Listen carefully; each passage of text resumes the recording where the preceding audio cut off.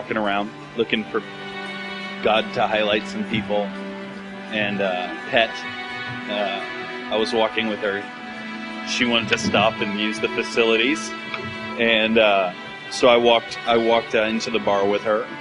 And when she went into the bathroom, I was standing around waiting. I just really felt led to go over and sit in this one little bar. I saw there was some people there, and so I went and sat down. And there was another woman sitting there behind the bar, and I don't know, I didn't ask her actually what her job was, but at each bar there's like a manager or a bar mom. I think she might have been one of those kind of manager bar moms.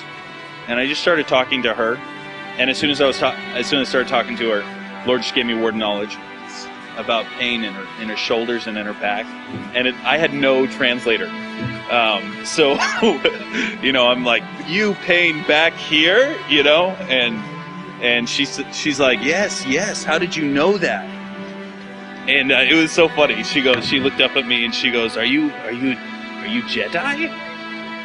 And I was like, "That's the first. I've been called a lot of things, but a Jedi warrior never." And I said, "No." Jesus told me. And I kept on pointing. I was like, "Jesus told me." And she's like, "Oh, Jesus." And she kind of looked away. She didn't feel too comfortable. I said, "If I can I ask Jesus to take that pain away from you? And would you let me do it right now?" And she said, yeah. And then we actually made her come around, and so she came out from around the bar. And when she was walking around, the Lord gave me a word for her stomach as well. She had problems in her stomach, and so I prayed for her shoulder and her stomach, and she gets healed. The Lord healed her completely right there. And at that point, that was it. She was